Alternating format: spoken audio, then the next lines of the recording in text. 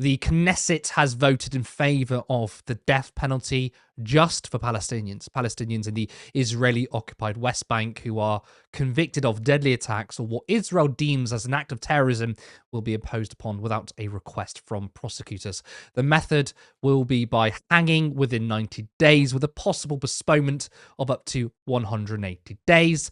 Several European leaders have called out this new law, along with Foreign Secretary Yvette Cooper.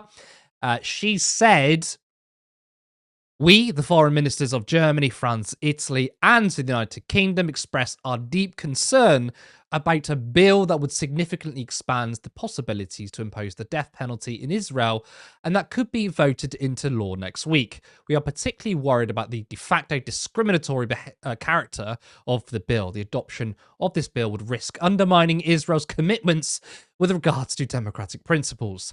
The death penalty is an inhumane, degrading form of punishment without any deterring effects. This is why we oppose the death penalty, whatever the circumstances around the world. The rejection of the death penalty is a fundamental value that unites us. We urge the Israeli decision makers in the Knesset and government to abandon these plans."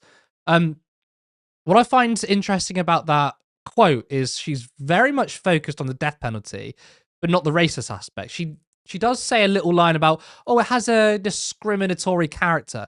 It's not a discriminatory character. It's full-blown racist. It's not the death penalty for Israelis. It's the death penalty for Palestinians. So, of course, it's weak condemnation. But also in that, which I think absolutely repulsing, is that she says this undermines Israel's commitment to democracy. When have Israel ever committed to democracy? I mean, whilst condemning this particular act, she still finds a way to defend Israel, which I think is absolutely disgusting. This is such a horrible bill, and people should be, mainstream politicians, should be questioning the entire apartheid regime. But no, they're going to speak about just the extremities of it. And again, Yvette Cooper drops a little line like, oh, don't worry, you know, Israel loves democracy. Just this one very undemocratic thing. This is one very racist apartheid policy. So again, it's weak condemnations all around.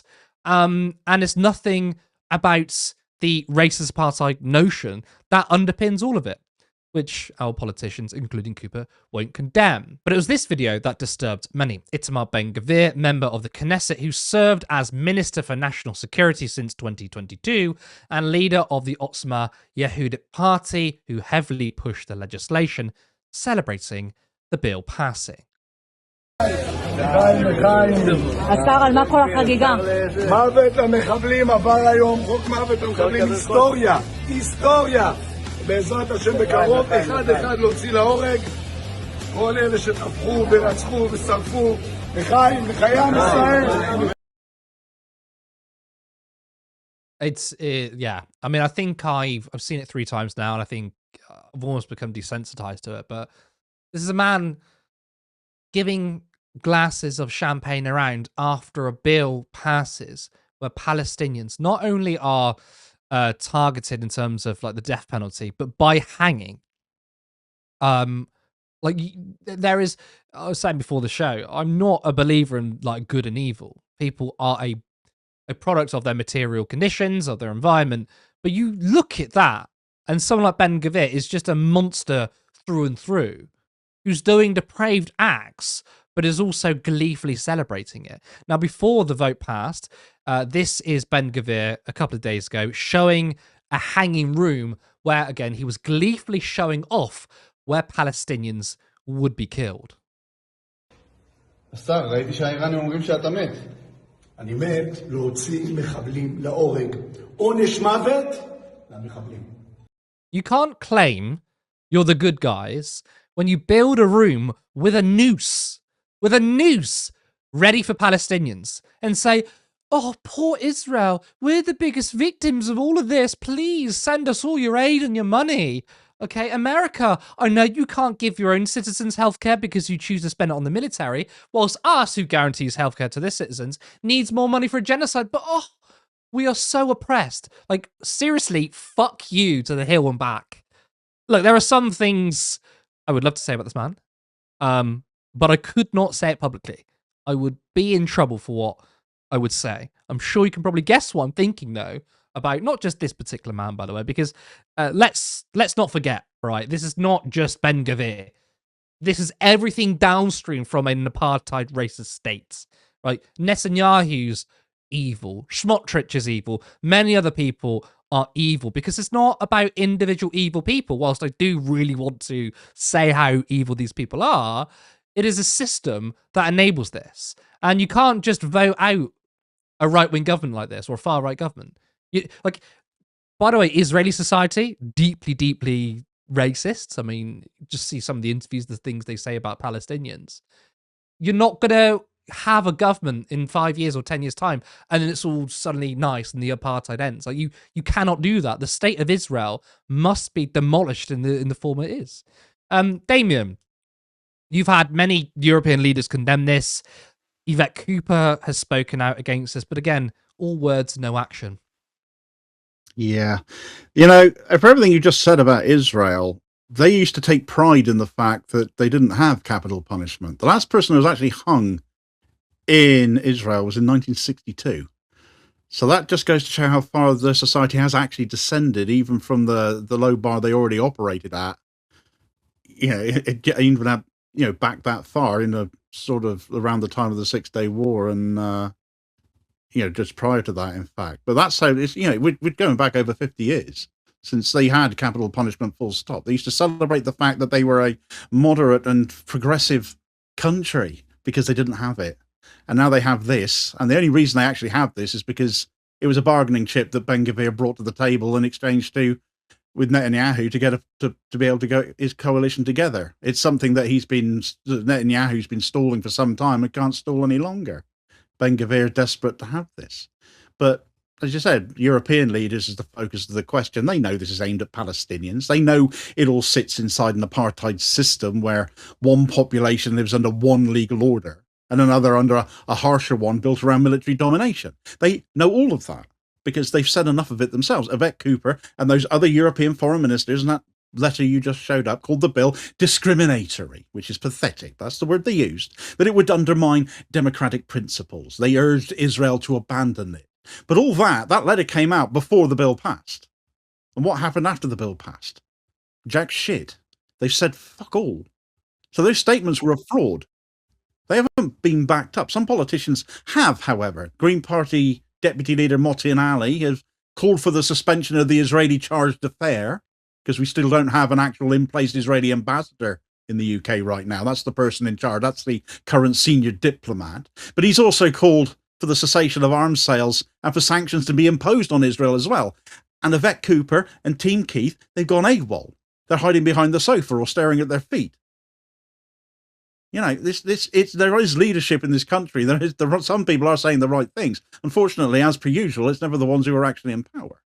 But this is also why Ben-Gavir behaves like a man with nothing to fear, why he can celebrate and fears no repercussion, why he can be that appalling, that sick, that he can point out that room to that noose and puff his chest out with pride, because he's learnt, quite correctly, that the people who claim to be horrified by him are still not prepared to do anything serious about him. And so he celebrates and he grandstands and he performs this cruelty in public. He swills champagne in celebrations while wearing a noose-shaped pin on his lapel, which is one of the sickest symbols I think I've ever seen. And he shows off all the logic of the system with that smug little certainty that he always comes along with, from knowing the consequences are always going to fall on Palestinians, never for him, never for the people writing the laws or enforcing them or cheering them on or shielding them from abroad, like the Labour Friends of Israel or the Tory Friends of Israel or the Reform Friends of Israel or the Board of Deputies or however many more of these poxy organisations we have in this country that kiss Israeli boots. He's grotesque, but he's not, as you say, an exception to the state. He's just one of the more honest representatives, really, because he says what he says, and he says it with a grin on his face, while others may not be prepared to be so blatant and so honest about it. So while you've got these European leaders condemning this bill, they continue to protect the state that produced it nonetheless. They condemn the smell while continuing to feed the rot. It's not just about one law here. It's about the entire regime underneath it. It's about the entire bedrock that the Israeli state has been built on, illegal and stolen as it is. It's a regime built on differential rights, on differential freedom, on differential safety, on different levels of humanity. Apartheid, as that is. All the weasel words in the world of these supposed leaders are to try and pacify us, frankly. They're meant to create this impression of being distanced from this law while their policy towards Israel remains exactly where it was before the bill even passed. So the only lesson they're actually teaching anybody is a lesson to Israel, in that they can keep going and keep doing what they're doing because they're not prepared to stop you. First Prime Minister Ben-Gurion, he said, this is a quote, he said, until, well, he says Jews, but Israelis are Jews, until Israelis are hung for the killing of Arabs, the killing won't stop. That's what he said. So to mention how, of course, Israel started on apartheid, right? It's never had to start on a good footing, but it's got so much worse that the first Prime Minister of Israel is literally saying, unless the death penalty is used for Israelis, the regime is going to continue. Now, bear in mind, this person, Ben-Gurion, would be, as Aaron Bassani said, kicked out of the Labour Party for anti-Semitism. And that's the first Prime Minister of Israel. So you can see how far the decline, right, even from the Nakba, it's not exactly from a high point, is it? Very low point from the Nakba. It's got even worse today. Yeah, it is. They're not starting from a very high bar at all, but this is how far they are descending now.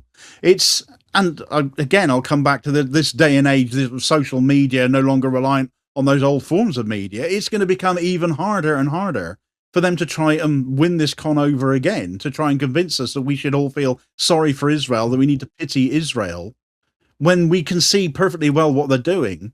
We see it every single day across our mobile phones. We see it every day across various social media platforms and Telegram channels and what have you else you might be subscribed to. Every single day, it just gets worse and worse. And this is, I'm not surprised we've got to this point, that they celebrate and they cheer a death penalty now. And these military courts, in these cases that would end in a certain death sentence now, that this is the mandatory sentence now. No pardon available either, it has to be said too. There's no appeal or anything like that. 99.7% or something like that of these cases result in a guilty verdict, because the courts are stacked against Palestinians anyway. It's an Israeli court trying a Palestinian person. Now, as I understand it, there have been a petition gone into the Supreme Court in Israel now to try and declare this law null and void on the basis that Israel simply can't legally do what it's doing. But I'm also reminded to say that, well, hang on a minute, when has Israel ever stopped from doing what it's not allowed to flaming do? Because international law never applies to them, never gets enforced against them. Anytime it's attempted, the US will protect them. And I can quite conceivably see that happening again, should this appeal get off the ground within the Supreme Court. But Israel as a state is only going to get worse.